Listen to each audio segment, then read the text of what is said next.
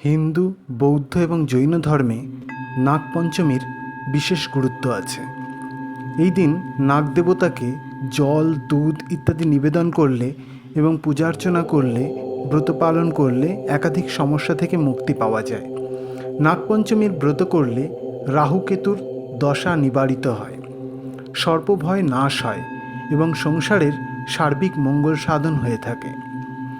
এছাড়াও নাগপঞ্চমী ব্রত পালন করে শিবের রুদ্রাভিষেক করে ব্রতকথা পাঠ বা শ্রবণ করলে কালসর্প দোষ থেকে মুক্তি পাওয়া যায় এবং সর্পদংশনের ভয় থাকে না। এই পবিত্র ব্রতের দিন নিষ্ঠা ভরে ব্রত পালন করুন এবং ব্রতকথা পাঠ করুন। যদি এই ব্রত পালনে অক্ষম হন তবে নাগ দেবতার উদ্দেশ্যে একটি প্রদীপ প্রজ্বলন করে একবার হলেও এই ব্রতকথাটি শ্রবণ করুন। এতেও এই ব্রতের পুণ্যফল অনেকাংশে লাভ করবেন। অগ্নিপুরাণে নাগপঞ্চমী ব্রত পালনের কথা দেখতে পাওয়া যায়। স্কন্দপুরাণে স্বয়ং মহাদেব নাগপঞ্চমী ব্রত পালনের বিধি দিয়েছেন। এই ব্রতের কথা এবং কাহিনী বঙ্গদেশের লোকপুরাণে বর্ণিত আছে। সেই ব্রতকথা আজ শোনাব শুধুমাত্র সনাতনী ভাবনায়।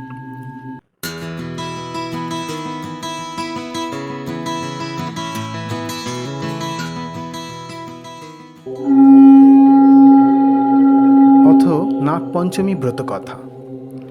এক ছিল বামনী, তার ছিল 3 ছেলে আর 3 ছেলের ছিল 3 বউ।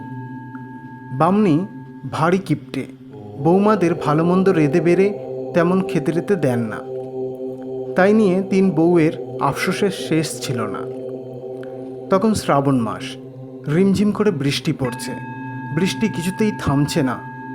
তাই দেখে বউদের ভিজতেই ইচ্ছা হলো এবং 3 বউ গেল পুকুর ঘাটে চান করতে।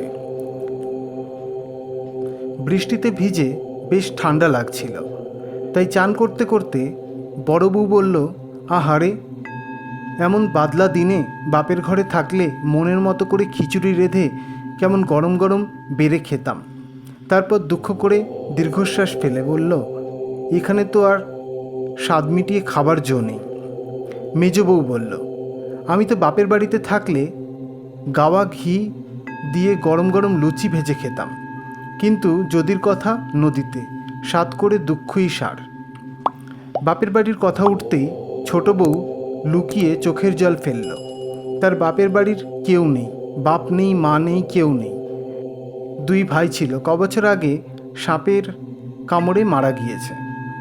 সে চোখের জল মুছে বলল, দিদিরা দুঃখ করো না, খিচুড়ি লুচি না পারি, আজ তোমাদের গরম গরম ভাত আর শোল মাছের ঝোল খাওয়াবো। এই পুকুরে 1 হাত 1.5 হাতের শোল মাছ পাওয়া যায় শুনেছি।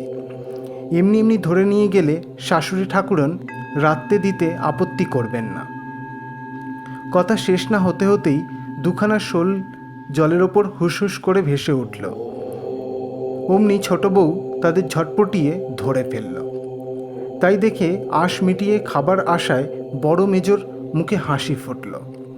বাড়ি ফিরে ছোট বউ মাছ 2খানা হেসেল ঘরে ঝুড়ি ঢেকে রাখল। তারপর খানিক কাজকর্ম সেরে বটি নিয়ে মাছ কাটতে এলো, কিন্তু ঝুড়ি খুলতেই সে যা দেখল তাতে 2 চোখ কপালে উঠে আঁতকে একেবারে ভিড়মি খাবার জোগাড় হলো। মাছ কোথায়? এ যে 2খান নাগ। ছোট বউকে আঁতকে উঠতে দেখে নাগেরা সাহস জুগিয়ে মিষ্টি করে বলল, ভয় পেও না দিদি, পুকুর ঘাটে তোমার দুঃখ দেখে আমাদের কষ্ট হয়েছে, তাই মাছের রূপ ধরে ধরা দিয়ে তোমার সঙ্গে এসেছি। নাগেদের দংশনে তোমার ভাই মরেছে, তাদের তো আর ফিরিয়ে দেওয়ার সাধ্যি নেই, তবে তোমার বাপের বাড়ি না থাকার যে দুঃখ তা আমরা ঘোচাতে পারি। আজ থেকে আমরা তোমার ভাই, আর আমাদের বাড়ি তোমার বাপের বাড়ি। চলো দিদি, আমাদের সঙ্গে বাপের বাড়ি চলো। নাগেদের এমন আন্তরিক মিষ্টি কথায়, বাপের বাড়ির কথায় ছোট বউ যেন কৃতার্থ হয়ে গেল। তার মনের মধ্যে এমন ভাব এলো যে এক কথায় সে নাগেদের বাড়ি যেতে রাজি হয়ে গেল। নাগেদের বাড়ি স্বর্গপুরে, সেই যেখানে দেবী বিশ্বহরীর বাস। নাগ ভাইরা ছোট বউকে সেই স্বর্গে নিয়ে গেল।